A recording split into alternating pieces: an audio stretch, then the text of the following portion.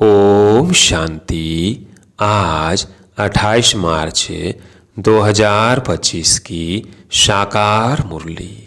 आज बाबा ने कहा, मीठे बच्चे तुम बहुत लकी हो, क्योंकि तुम्हें बाप की याद के सिवाय और कोई फिक्रात नहीं। इस बाप को तो फिर भी बहुत ख्यालात चलते हैं। प्रश्न, बाप के पास जो सपूत बच्चे हैं उनकी निशानी क्या होगी? उत्तर, वे सभी का बुद्धि योग एक बाप से जुड़ाते रहेंगे, सर्विसुल होंगे, अच्छी रीति पढ़कर औरों को पढ़ाएंगे, बाप की दिल पर चढ़े हुए होंगे। ऐसे सपूत बच्चे ही बाप का नाम भला करते हैं। जो पूरा पढ़ते नहीं वो औरों को भी खराब करते हैं। यह भी ड्रामा में नूंद है। गीत है, ले लो दुआएं माँ बाप की। ओम शांति। हर एक घर में माँ बाप और 2 से 4 बच्चे होते हैं, फिर आशीर्वाद आदि मांगते हैं। वह तो हद की बात है। यह हद के लिए गाया हुआ है। बेहद का किसको ही पता नहीं है। अभी तुम बच्चे जानते हो, हम बेहद के बाप के बच्चे और बच्चियां हैं। वो माता पिता होते हैं हद के। ले लो दुआएं हद के माता पिता की। यह बेहद का माँ बाप। वो हद के माँ बाप भी बच्चों को संभालते हैं, फिर टीचर पढ़ाते हैं। अब तुम बच्चे जानते हो, यह बेहद के माँ बाप, बेहद का टीचर, बेहद का सदगुरु, सुप्रीम फादर, टीचर, सुप्रीम गुरु, सत बोलने वाला, सत सिखलाने वाला है। बच्चों में नंबरवार तो होते हैं ना। लौकिक घर में 2 से 4 बच्चे होते हैं, दोनों की कितनी संभाल करनी पड़ती है। यहाँ कितने ढेर बच्चे हैं, कितने सेंटर से बच्चों के समाचार आते हैं। यह बच्चा ऐसा है, यह शैतानी करता है, यह तंग करता है, विघ्न डालता है। फुरना तो इस बाप को रहेगा ना। प्रजापिता तो यह है ना, कितने ढेर बच्चों का ख्याल रहता है। तब बाबा कहते हैं, तुम बच्चे अच्छी रीति बाप की याद में रह सकते हो। इनको तो हजारों फुरने हैं, एक फुरना तो है ही। हजारों फुरने यानी ख्यालात दूसरे रहते हैं। कितने ढेर बच्चों को संभालना पड़ता है। माया भी बड़ी दुश्मन है ना। अच्छी रीति कोई कोई की खाल उतार देती है, कोई को नाक से, कोई को चोटी से पकड़ लेती है। इतने सब का विचार तो करना पड़ता है, फिर भी बेहद बाप की याद में रहना पड़े। तुम हो बेहद के बाप के बच्चे। जानते हो, हम बाप की सीमत पर चल क्यों न बाप से पूरा वर्षा ले लेवे। सब तो एक रस चल न सके, क्योंकि यह राजा या स्थापन हो रही है और कोई की बुद्धि में आ न सके। यह बहुत ऊंच पढ़ाई। बात सही मिल गई, फिर पता नहीं पड़ता है यह राजाई कैसे स्थापन हुई। यह राजाई का स्थापन होना बड़ा वंडरफुल है। अभी तुम अनुभवी हो, पहले इनको भी पता थोड़ी था कि हम क्या थे, फिर कैसे 84 जन्म लिए हैं। अभी समझ में आया है। तुम भी कहते हो, बाबा आप वही हो। यह बड़ी समझने की बात है। इस समय ही बाप आकर सब बातें समझाते हैं। इस समय बल कोई कितना भी लखपति, करोड़पति हो, बाप कहते हैं यह पैसे आदि सब मिट्टी में मिल जाने हैं। बाकी टाइम ही कितना है। दुनिया के समाचार तुम रेडियो में अथवा अखबारों में सुनते हो, क्या क्या हो रहा है। दिन प्रतिदिन वो झगड़ा बढ़ता जा रहा है, सूत मूंझता ही रहता है। सब आपस में लड़ते झगड़ते मरते हैं। तैयारियां ऐसी हो रही है जिससे समझ में आता है लड़ाई शुरू हुई कि हुई। दुनिया नहीं जानती यह क्या हो रहा है, क्या होने का है। तुम्हारे में भी बहुत थोड़े हैं जो पूरी रीति समझते हैं और खुशी में रहते हैं। इस दुनिया में हम बाकी थोड़े रोज हैं। अभी हमको कर्मातीत अवस्था में जाना है। हर एक को अपने लिए पुरुषार्थ करना है। तुम तो पुरुषार्थ करते हो अपने लिए। जितना जो करेंगे उतना फल पाएंगे। अपना पुरुषार्थ करना है और दूसरों को पुरुषार्थ कराना है, रास्ता बताना है। यह पुरानी दुनिया खलास होनी है। अब बाबा आया हुआ है नई दुनिया स्थापन करने। इस विनाश के पहले तुम नई दुनिया के लिए पढ़ाई पढ़ लो। भगवानुवाच, मैं तुमको राजयोग सिखाता हूँ। लाडले बच्चे, तुमने भक्ति बहुत की है। आधा कल्प तुम रावण राज्य में थे ना। यह अभी किसी को पता नहीं कि राम किसको कहा जाता है, राम राज्य की कैसे स्थापना हुई। यह सब तुम ब्राह्मण ही जानते हो। तुम्हारे में भी कोई तो ऐसे हैं जो कुछ भी नहीं जानते हैं। बाप के पास सपूत बच्चे वो है जो सबका बुद्धि योग एक बाप के साथ जुड़ाते हैं, जो सर्विसफुल है, जो अच्छी रीति पढ़ते हैं, वो बाप की दिल पर चढ़े हुए हैं। कोई तो फिर न लायक भी होते हैं, सर्विस के बदले डिस सर्विस करते, जो बाप से उनका बुद्धि योग तोड़ा देते हैं। यह भी ड्रामा में नूंद है। ड्रामा अनुसार यह होने का ही है। जो पूरा पढ़ते नहीं है वह क्या करेंगे, औरों को भी खराब कर देंगे। इसलिए बच्चों को समझाया जाता है, बाप को फॉलो करो। और जो भी सर्विसफुल बच्चे हैं, बाबा की दिल पर चढ़े हुए हैं, उनका संग करो। पूछ सकते हो किसका संग करें? बाबा झट बता देंगे। इनका संग बड़ा अच्छा है।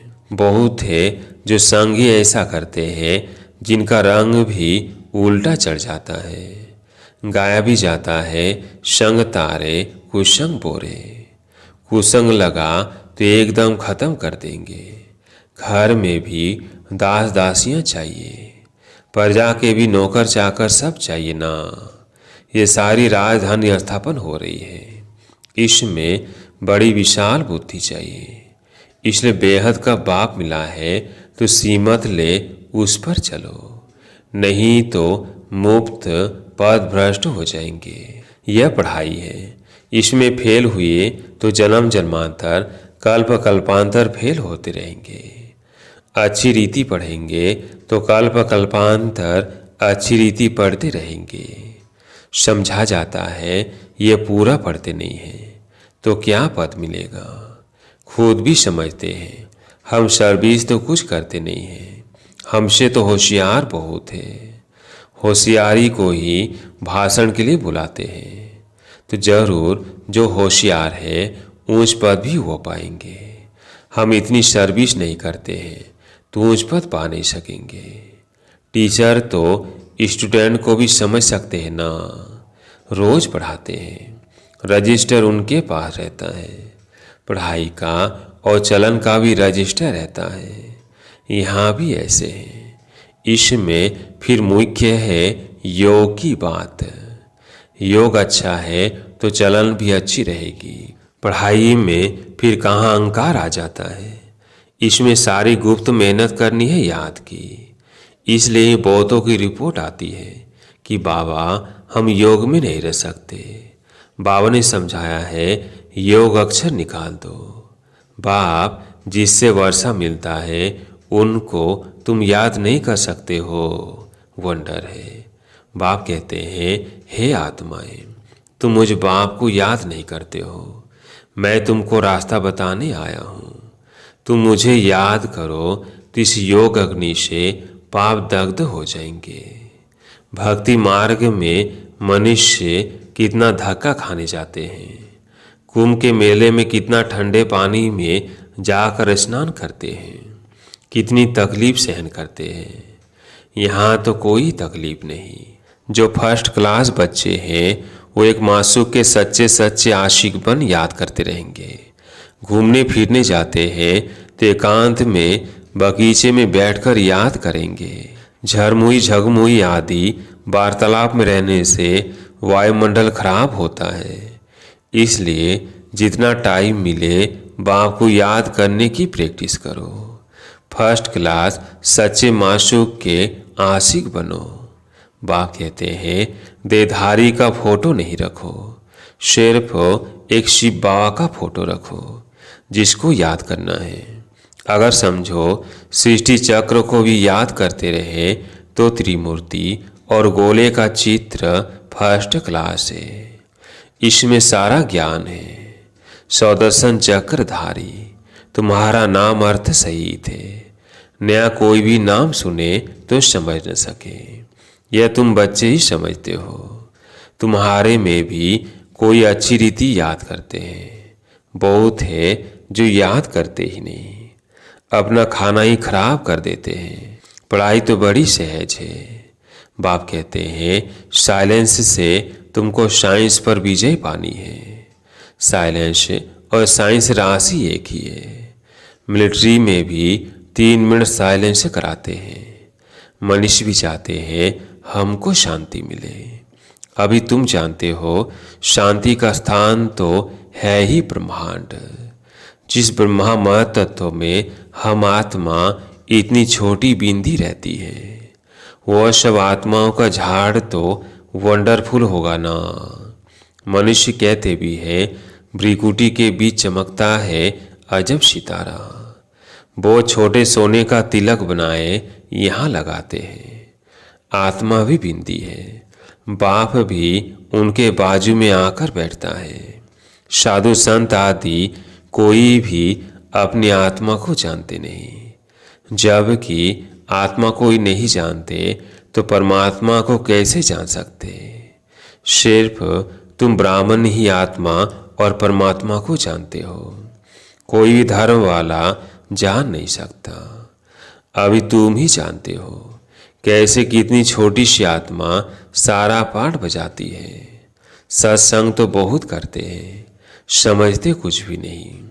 इसने भी बहुत गुरु किए। अब बाप कहते हैं यह सब भक्ति मार्ग के गुरु। ज्ञान मार्ग का गुरु है ही एक। डबल सीता राजाओं के आगे सिंगल ताज वाले राजाएं माथा झुकाते हैं, नमन करते हैं, क्योंकि वो पवित्र है। उन पवित्र राजाओं के ही मंदिर बने हुए हैं। पति चाहकर उन्हों के आगे माथा टेकते हैं, परंतु उनको कोई यह पता थोड़ी है कि यह कौन है, हम माथा क्यों टेकते हैं। सोमनाथ का मंदिर बनाया, अब पूजा तो करते हैं, परंतु बिंदी की पूजा कैसे करें? बिंदी का मंदिर कैसे बनेगा? यह है बड़ी गुह्य बातें। गीता आदि में थोड़ी ये बातें हैं। जो खुद मालिक है वही समझाते हैं। तुम अभी जानते हो कैसे इतनी छोटी आत्मा में पाठ नूंधा हुआ है। आत्मा भी अविनाशी है, पाठ भी अविनाशी है। वंडर है ना। यह सारा बना बनाया खेल है। कहते भी हैं बनी बनाई बन रही। ड्रामा में जो नूंद है वो तो जरूर होगा, चिंता की बात नहीं। तुम बच्चों को अब अपने आप से प्रतिज्ञा करनी है कि कुछ भी हो जाए आंसू नहीं बहाएंगे। फलाना मर गया, आत्मा ने जाकर दूसरा शरीर लिया, फिर रोने की क्या दरकार? वापिस तो आ नहीं सकते। आंसू आया नापास हुए। इसलिए बाबा कहते हैं प्रतिज्ञा करो कि हम कभी रोएंगे नहीं। परवाह थी पार ब्रह्म में रहने वाले बाप की, वो मिल गया तो बाकी क्या चाहिए। बाप कहते हैं तुम मुझ बाप को याद करो। मैं एक ही बार आता हूँ वो राजधानी स्थापन करने लिए। इसमें लड़ाई आदि की कोई बात नहीं। गीता में दिखाया है लड़ाई लगी, शिव पांडव बचे। वो कुत्ता साथ में ले पहाड़ों पर गल गए, जीत पहनी और मर गए, बात ही नहीं ठहरती। यह सब है दंत कथाएं। इसको कहा जाता है भक्ति मार्ग। बाप कहते हैं तुम बच्चों को इससे वैराग्य होना चाहिए। पुरानी चीज से नफरत होती है ना। नफरत कड़ा अक्षर है, वैराग्य अक्षर मीठा है। जब ज्ञान मिलता है तो फिर भक्ति का वैराग्य हो जाता है। सतयुग त्रेता में तो फिर ज्ञान की प्रारब्ध एक ही जन्म के लिए मिल जाती है। वहाँ ज्ञान की दरकार नहीं रहती। फिर जब तुम वाम मार्ग में जाते हो तो सीढ़ी उतरते हो। अभी है अंत। बाप कहते हैं अब इस पुरानी दुनिया से तुम बच्चों को वैराग्य आना है। तुम अभी शूद्र से ब्राह्मण बने हो, फिर सो देवता बनेंगे। और मनुष्य इन बातों से क्या जाने। भल विराट रूप का चित्र बनाते हैं, परंतु उसमें न चोटी है न शिव है। कह देते हैं देवता, क्षत्रिय, वैश्य, शूद्र। बस शूद्र से देवता कैसे कौन बनाते हैं यह कुछ नहीं जानते। बाप कहते हैं तुम देवी देवता कितने शाहूकार थे, फिर वो सब पैसे कहाँ गए। माथा टेकते टेकते टिप्पण घिसाते पैसा कमाया। कल की बात है ना, तुमको यह बनाकर गए, फिर तुम क्या बन गए हो। अच्छा, मीठे मीठे सिकिलधे बच्चों प्रति माता पिता बाप दादा का याद प्यार और गुड मॉर्निंग। रूहानी बाप की रूहानी बच्चों को नमस्ते। हम रूहानी बच्चों की रूहानी बाप दादा को याद प्यार गुड मॉर्निंग, नमस्ते नमस्ते। धारणा के लिए मुख्य सार। पहला पॉइंट, झरमुई झगमुई यानी पर चिंतन के वार्तालाप से वातावरण खराब नहीं करना है।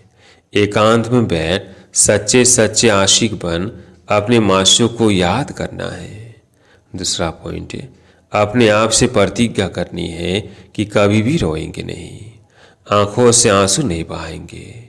जो सर्विसशूल बाप के दिल पर चढ़े हुए हैं उनका ही संग करना है। अपना रजिस्टर बहुत अच्छा रखना है। आज प्यारे मीठे बाबा का वरदान, पावरफुल वृत्ति द्वारा मनसा सेवा करने वाले विश्व कल्याणकारी भव। पावरफुल वृत्ति द्वारा मनसा सेवा करने वाले विश्व कल्याणकारी भव। विश्व की तड़पती आत्माओं को रास्ता बताने के लिए साक्षात बाप सम लाइट हाउस माइट हाउस बनो। लक्ष्य रखो कि हर आत्मा को कुछ न कुछ देना है, चाहे मुक्ति तो चाहे जीवन मुक्ति। सर्व के प्रति महादानी और वरदानी बनो।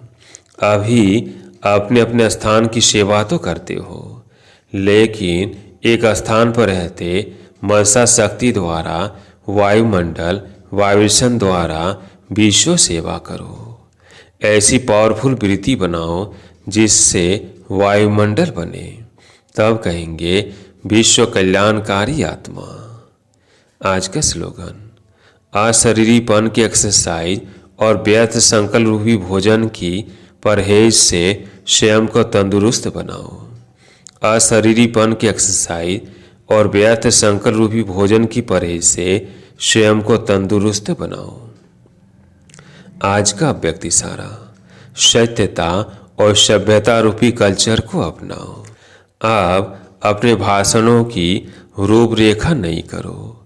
विश्व शांति के भाषण तो बहुत कर लिए, लेकिन आध्यात्मिक ज्ञान व शक्ति क्या है और इसका सोर्स कौन है, इस सत्यता को सभ्यता पूर्वक सिद्ध करो। सभी समझे कि भगवान का कार्य चल रहा है। माताएं बहुत अच्छा कार्य कर रही है। समय प्रमाण यह भी धरनी बनानी पड़े, लेकिन जैसे फादर सोच सन है ऐसे सन सोच फादर हो, तब प्रत्यक्षता का झंडा लहराएगा। अच्छा, ओम शांति।